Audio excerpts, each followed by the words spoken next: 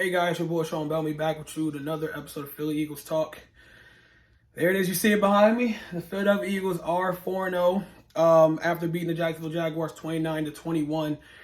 Coming into this game, I definitely thought it was going to be a dogfight because the Jacksonville Jaguars, to me and a lot of people watching the Jacksonville Jaguars for the first 3 weeks, have seen that this team is for real, that they can play. Doug Peterson has them doing, some good things on both sides of the ball.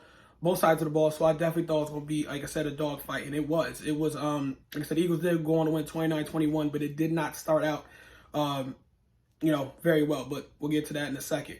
The atmosphere, it was fucking raining all day. It just made for some really sloppy, moments in the game. Definitely for Jacksonville, they had a couple turnovers that had something to do with the ball slipping to Trevor Lawrence's hands. I think one was on a fourth down play where he was rolling outside the pocket, and he had a wide receiver clearly open, but he just couldn't get the ball out because the ball slipped out of his hands without anyone even touching him, which ended up being a turnover on downs. Then the second time, I think it was 3rd and 1 or 4th and 1, and they was trying to do a quarterback sneak, but as soon as he tried to get the ball from the center, I think the ball slipped out of his hands when the center was bringing it under to try to give it to Trevor. So it definitely opened up time for some definitely sloppy play. Again, Eagles had some sloppy moments as well.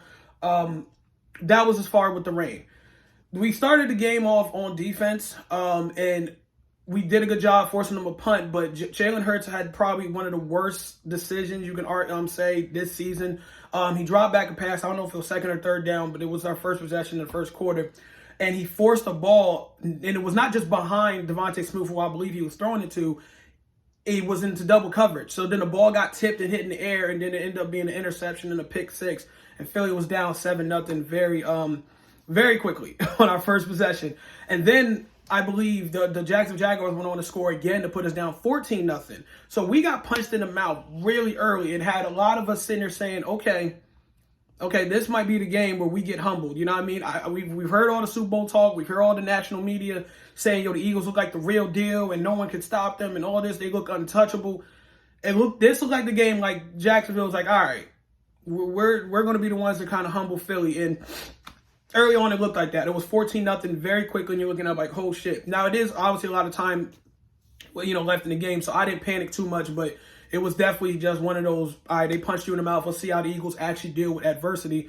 And they dealt with it very well. They came back and scored 20 unanswered points in the second quarter. I don't know what is going on with Philadelphia, with this team this year. When it comes to the second quarter, it's like as soon as the second quarter hits, they adjust and just start turning on just get lit. You know what I mean? They immediately just start playing good football. The offense starts moving the ball. The defense doesn't allow anything. It went from 14-0 Jacksonville to 20-14 Philadelphia going into halftime. We did end up kicking a field goal, I do believe, to put us up 23-14. And then we scored a touchdown, and I believe to go up 29-20. I'm sorry, it was 29-13. I'm saying the wrong thing. 29-21, and that was the end of the game. So yeah, like I said, we did win 29-21. As far as the good and bad stuff, good, I do believe Jalen still had a good game. After the interception, he did settle down. He did not, force anything else. Again, it was horrible conditions, so I really was hoping the Eagles will lean on their run game, and they absolutely did. So we're definitely was going to add over and push me over to what also the good thing was the running game. Coming into this game, the Jacksonville Jaguars had the number one rush defense in the league. Like it was so far, and so in 3 weeks, it was hard as hell to run on Jacksonville. You just couldn't do it. Jacksonville was shutting down teams running the football. The Eagles today got 210. 210. Let me say that one more time.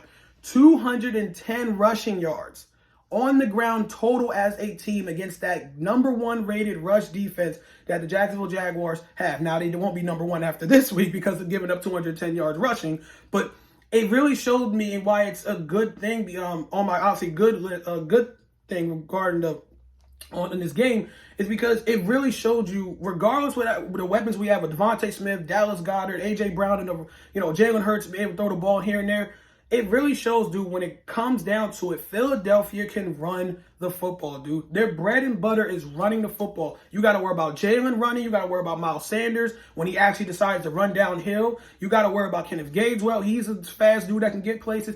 And we got Sermon, who I think is going to be a great addition as well in the running game.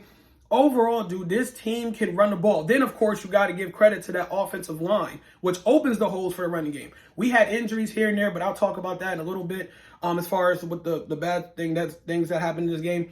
But huge thumbs up, good thing was running the football, man. It was beautiful to watch that, because in that type of weather, when you can't really get the pass game going because the ball's slippery, it's wet on the field, it's hard to get your feet planted and all that. Being able to run the football behind an offensive line, dude, is a huge win for any football team. And getting over 200 yards rushing as a team against that great defense, rushing defense, then I really, that's just a huge positive, and I love it. I love that Nick Sirianni understood the game plan. Like, we have to get our guys going, and Miles Sanders was a big part of that. I think he finished with 156 yards and 2 touchdowns. You're talking about a running back that did not get a touchdown at all last year, and now he's sitting here, getting 2 and running hard. He runs hard. The biggest problem I have with Miles Sanders is that he doesn't run downfield all the time. He tries to do this thing where reminds me of what Sean McCoy used to do, where instead of there be a hole, he would try to bounce to the outside and keep doing all these cuts and juke moves instead of just going upfield and take that 2, 3, 4 yards. It may not be big gains, but it adds up going forward. When Miles Sanders keeps trying to cut to the outside and doing those other stuff, he's allowing the defense to catch up to him, and he's losing 1 or 2 yards. Just take the 2, 3 yards, bro, and just call it a day. You don't have to be Superman and make a huge play and a home run every goddamn play. But overall, he played very well. So I'm not here to shit on Miles Sanders at all. I'm just saying he had a hell of a game. The Eagles had a hell of a game running the ball, and that was another positive. Other positive, Haason Reddick. Listen, I've said this. Plenty of people I know have said this. The Eagles had to stop using Haason Reddick to be a coverage guy. That is not why they brought him in for free agency and paid him the money they did. Haason Reddick I'm not saying he is a horrible coverage guy, but he's just not a good coverage dude. It's not good to have him drop back and try to cover. The best thing you can do with Haason Reddick is let him loose, let him off the leash, and let him rush the fucking quarterback or go after the running game. It doesn't matter. He had 2 forced fumbles, and I think 1 fumble recovery in this game, and they were huge forced fumbles on quarterback Trevor Lawrence. Haason Reddick has clearly been as advertised. You let the man just rush the freaking quarterback, and he will give you good results. He had a monster game. He had me hyped the entire time. Jonathan Gannon, the defense coordinator for the Eagles, has got it. That's it. When he's out there, just tell him to run at the quarterback. Go do that. Because when he does that, he's unstoppable. He has been everything as advertised, everything you want in a guy like Haason Reddick. Excuse me. So yeah, those were the good things. There was other good things as well. AJ Brown had a good game. As far as the bad injuries, there was a good amount of injuries that I hope there has been no reports like guys are out for the season or nothing like that. But because of the field and everything, like I said, how the grass probably was, and guys slippery landing on their leg wrong or something. There was definitely some injuries here and there throughout the game, and it really was really upsetting to see, because again, I hate injuries no matter what team we're talking about, but obviously with the Eagles, we don't need any injuries to key players. Darius Slay got hurt. I don't think he came back for the rest of the game, but he was on the sideline in good. Looks like he was in good spirits. Malata, sorry if I butchered his name. Malata, offensive lineman who's done very well so far this time as an Eagle. He got hurt. I think he was on the sideline for the rest of the game, and it was a blow because the side he's on, I believe it's on the left side, that side got blown up. As soon as he went down, the offensive line definitely on that left side had trouble blocking for Jalen Hurts. Like the Jaguars saw the weakness and immediately attacked it once Malata went out. So I hope he's going to be okay. But he was on the sideline practicing, practicing with coaches and everything like that. So it does seem like he's cool. And the Eagles probably just didn't want to rush him back out there in this weather and in those conditions for one game. So I get it. Yeah, besides that, there was I don't know if who else got hurt, but there was like other injuries as well. It's not like those 2 guys. So I hope that Isaac Samalo, again, I probably butchered his name, sorry. Another offensive line player got hurt. Again, I don't know if it was serious and like that, but he was out for the rest of the game. He didn't come back in. It was just so many injuries left and right, and guys was leaving. It was just really frustrating to really see and really sad to see. Devontae Smith got hurt, but he did come back, which was great because he was kind of walking and limping and stuff a little bit like something was wrong with his ankle. But like I said, he was out there and did finish the game, so that was good news. But yeah, man, injuries, it happens and everything like that. And so far, we haven't got any news, like any reports that, hey, these guys are out for. I just hope that these dudes are all cool. But that was probably like the bad thing that was happening through that game. So obviously obviously more positives than negatives. But that's it, you guys. Like I said, we're 4-0. We were really nice win at home against the Jacksonville Jaguars. I know there's tons of people out there, the fucking crybabies of the world, that are sitting there saying the Eagles haven't played nobody. Oh my God, they're 4-0. They're 4-0 and they haven't played people. It's so stupid. It's like every week now when the Eagles win, they say, "Oh, you haven't played nobody. That's good. Any team that made the playoffs." And it's like these fucking crybabies don't understand this isn't college football. We don't pick our schedule. You're supposed to beat, if you're supposed to win certain games, you're supposed to win. I think we all can say the Lions are for real. The Lions, even though they are not saying the record ain't perfect, the Lions is a good team. They can play. They've showed they can play throughout this entire season so far. The Vikings, to me, are a good team. They beat the hell out of Green Bay. They're coming off a win this morning against the Saints, and I think they're 3-1.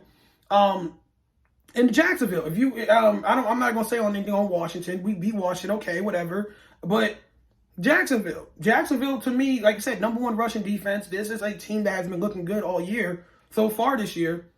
Just give us our credit. But if you're not, who cares? No one likes us. We don't give a damn. Go ahead and keep crying about it. We're 4-0. We're happy about it. But again, it's just 4-0. We didn't win anything. We're just happy that where we are as a team right now. I still feel the Eagles can definitely get better. So it was great, you guys. Again, we're 4-0. I'm happy for another week. Shout out to Doug Peterson. I will say that as well. The Jacksonville Jaguars head coach, obviously was a former head coach for us there in our Super Bowl year.